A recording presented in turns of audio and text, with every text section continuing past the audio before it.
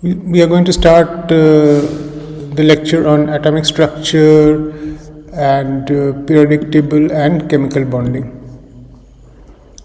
तो हम लोग एटॉमिक स्ट्रक्चर कर रहे थे, so we will continue with that.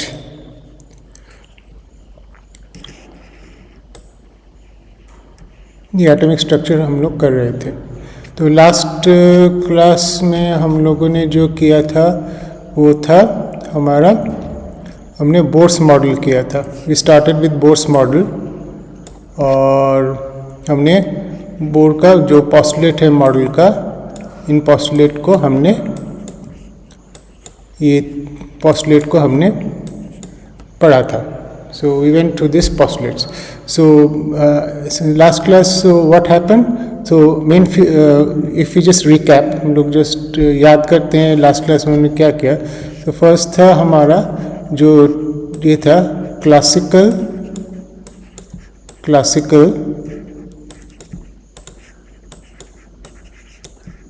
Physics. हमने जो देखा था classical physics tells us that atom is unstable. Atom is unstable. ये क्लासिकल फिजिक्स यदि हम अप्लाई करते हैं तो देखते हैं एटम इज अनस्टेबल. क्योंकि हमने देखा, क्योंकि अनस्टेबल हम क्यों बोल रहे थे, क्योंकि इलेक्ट्रॉन जो है eventually falls into the nucleus, according to classical physics, into the nucleus.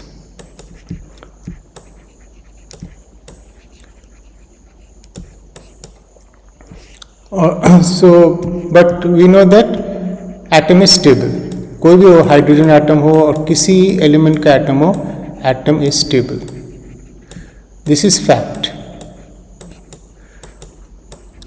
Atom unstable नहीं है, atom is very stable. Atom जो होता है बहुत स्टेबल होता है. Okay, this is important. Atom is stable. Okay, so this is a fact. तो इसको एक्सप्लेन करने के लिए we have to go to a new physics, और जिस फिजिक्स का स्टार्ट होता है बोर्स मॉडल से. बोर्स मॉडल उस फिजिक्स का स्टार्ट होता है Bohr's model. Bohr's model is nothing but crude version, a very crude version of quantum mechanics. Bohr's model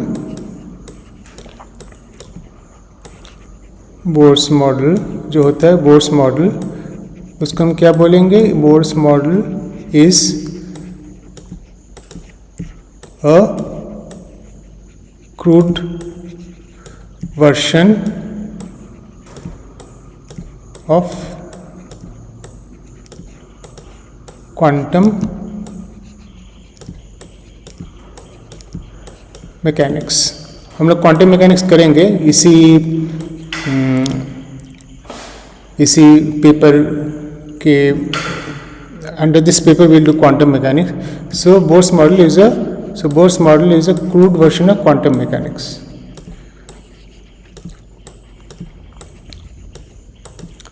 so Bohr's model का सबसे इम्पॉर्टेंट क्या है? पॉस्टुलेट.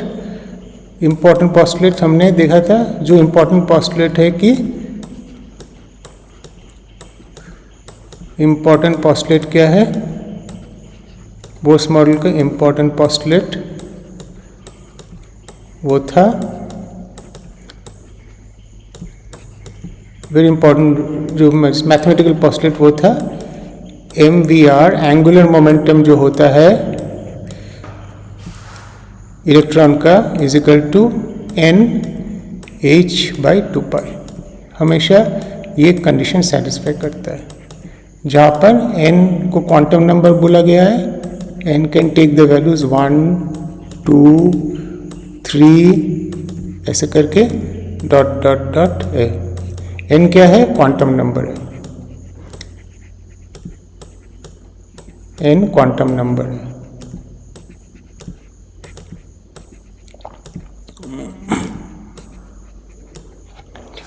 ये है एंगुलर मोमेंटम, ये है एंगुलर मोमेंटम।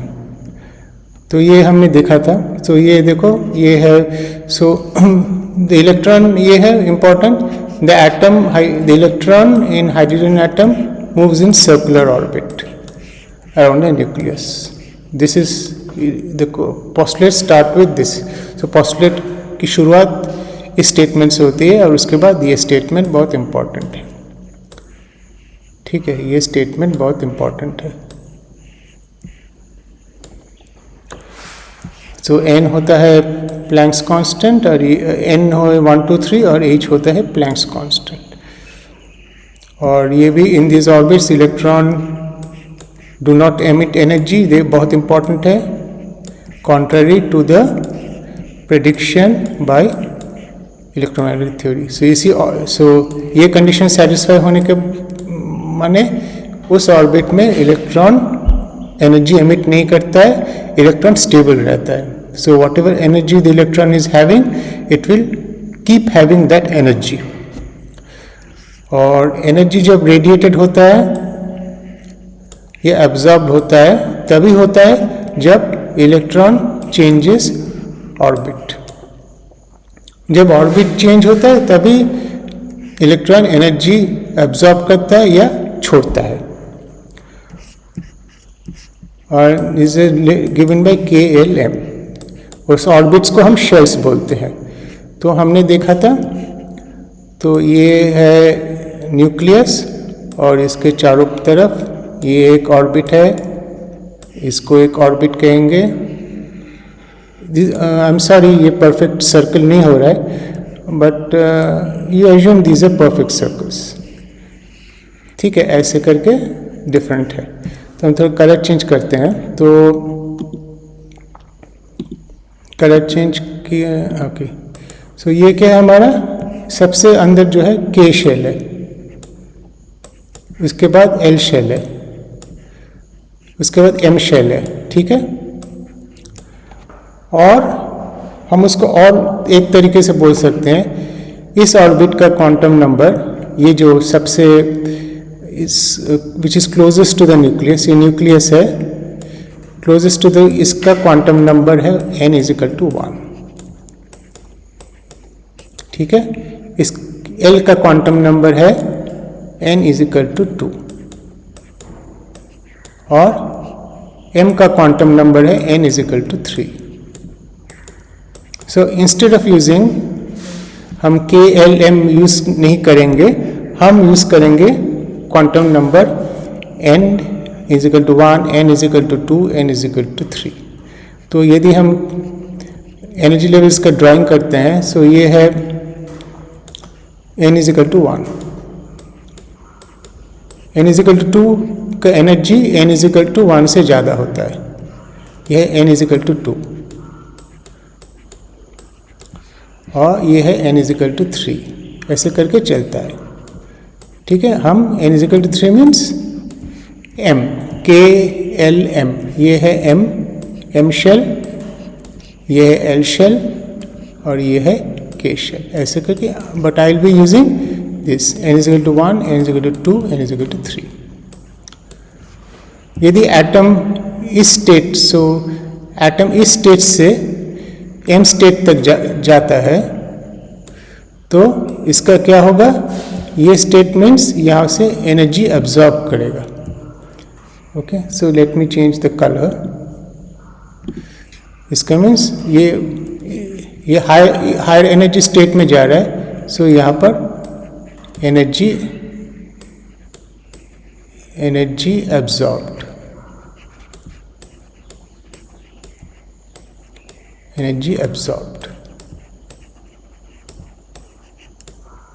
ठीक है, और यदि किसी हायर स्टेट से लोअर स्टेट जाता है, जैसे यहाँ से इधर गया, तो ये हायर स्टेट है, n इज इक्वल टू 2 से n इज इक्वल टू 1 गया, तो क्या होगा, यहाँ से एनर्जी निकल जाएगा,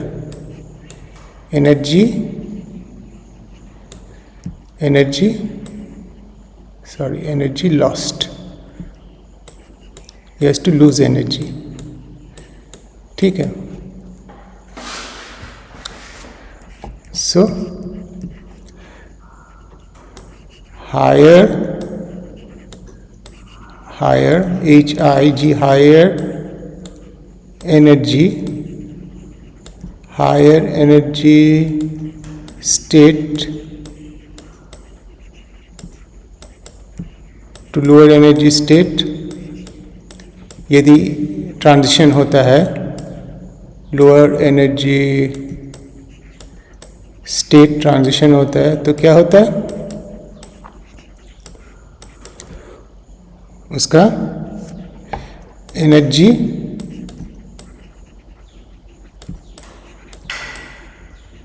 lost by atom, energy lost by atom. ये एनर्जी एटम छोड़ता है ना। जब हायर एनर्जी से लोअर एनर्जी जाता है, जैसे यहाँ पर, तो एटम एनर्जी छोड़ता है और वही हमें क्या दिखता है, वही स्पेक्ट्रम, वही हमारा स्पेक्ट्रम होता है। जो एनर्जी छोड़ता है एटम, वही as a spectrum we can see on the screen. ठीक है, ये जो एनर्जी छोड़ता है विच इज, वही हम लोग स्क्रीन पर एज स्पेक्ट्रम देखते हैं, और through spectrometer we can see this as spectrum. तो और जब lower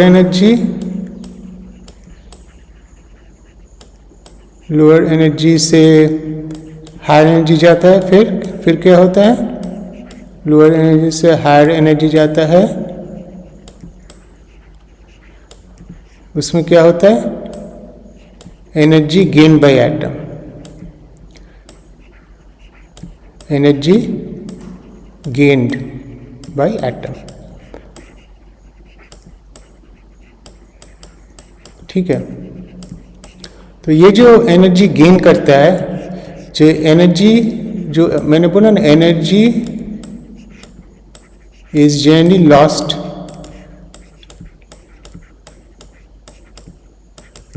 as through electromagnetic radiation, through electromagnetic radiation, electromagnetic radiation।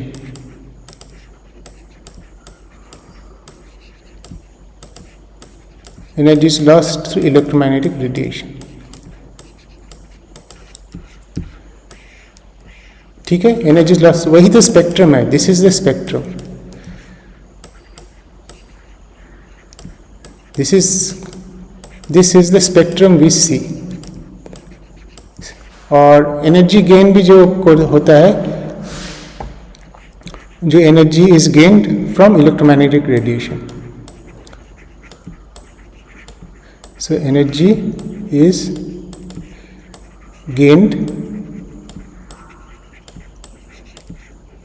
from electromagnetic radiation।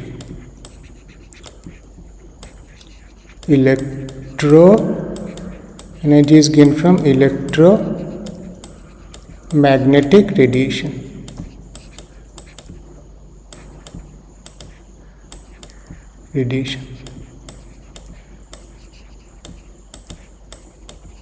ठीक है, तो एग्जाम्पल क्या है, जैसे हमने दिखाया था, ये है हमारा एनर्जी लेवल्स। ठीक है, तो यहाँ से ये n = 3 है, ये n = 2 है, और ये n = 1 है। जब यहाँ से इस एनर्जी लेवल से एटम इस एनर्जी लेवल पे जाता है, तो यहाँ पर क्या होगा,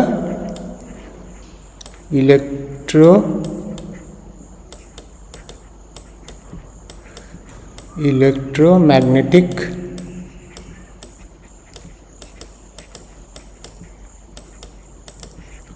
radiation is emitted. Electromagnetic radiation is emitted.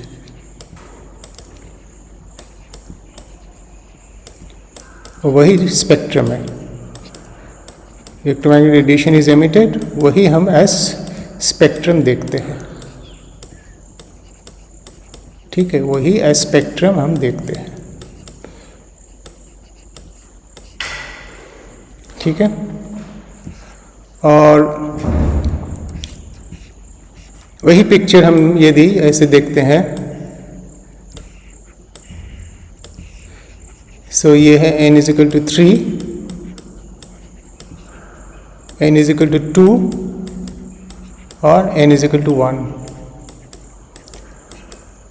यदि इस एटम इस स्टेट पे है, n is equal to 1 state पे है, यहाँ से यदि n इज इक्वल टू 3 पे एटम जाता है, इस एनर्जी इस स्टेट पे जाता है, means the atom gains energy, then ये आता है कहाँ से? This energy is gain from electromagnetic radiation. So यहाँ atom absorbs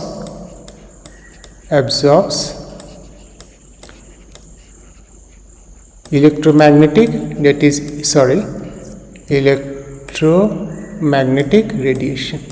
EM means electromagnetic radiation.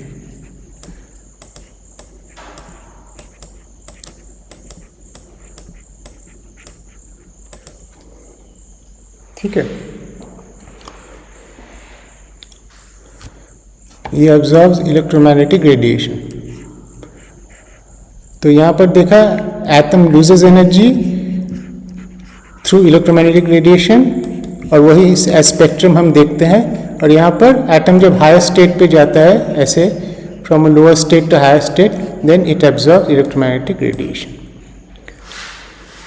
सो ये absorption of electromagnetic radiation, absorption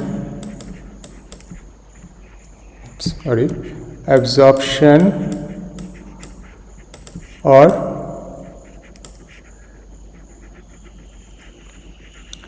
emission, absorption or emission of electromagnetic radiation, EM radiation,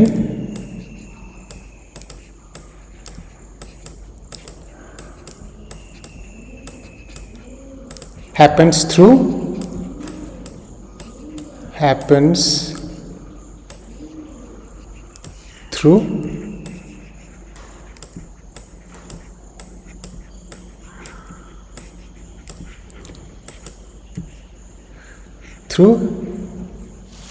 क्या होगा? Through photons.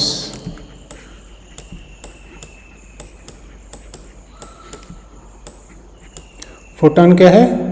ये कैरीज, ये photon क्या है? Particle like thing है which carries the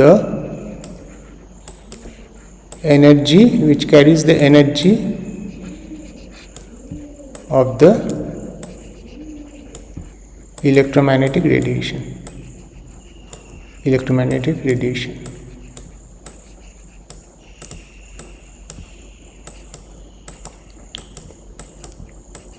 ठीक है. इसका मतलब है ये है ऐसा,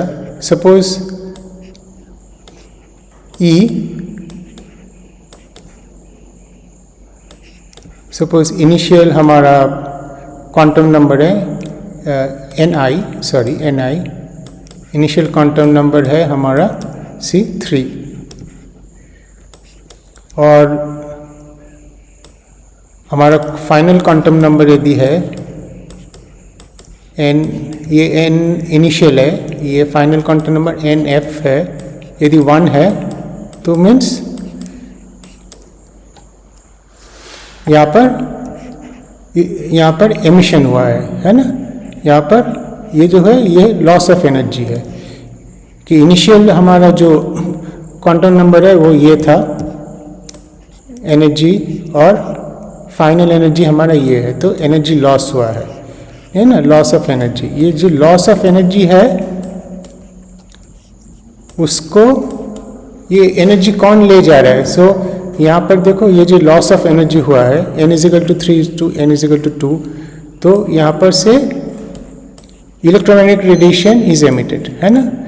तो इस एनर्जी को कौन ले जा रहा है? ये एनर्जी को ले जा रहा है एक फोटोन, और इस फोटोन यदि इस इलेक्ट्रोमैग्नेटिक फोटोन का यदि फ्रीक्वेंसी न्यू है, तो ये क्या मैंने लिखा, ये लिखा एनर्जी ऑफ द फोटोन। ये है energy of the photon, energy of the photon, ये है energy of the photon.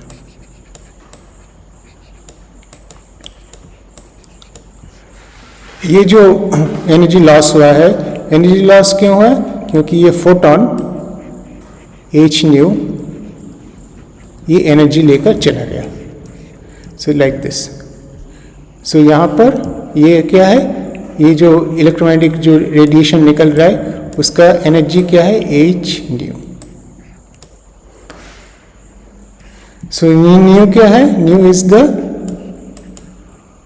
New क्या है? Frequency, frequency of the emitted, frequency of the emitted electromagnetic radiation। ये जो emitted electromagnetic radiation है उसका एनर्जी है, ये फोटोन ले जा रहा है। Photon is the carrier of the energy of the electromagnetic wave. Frequency means हमें तो पता है ना, फ्रीक्वेंसी मीन्स लैम्डा। सो हमको ये पता है, if I know frequency is equal to c by lambda, है ना, c by lambda। so यदि हमें फ्रीक्वेंसी पता है तो उसका लैम्डा क्या है, c by new, that is c by new. ठीक है।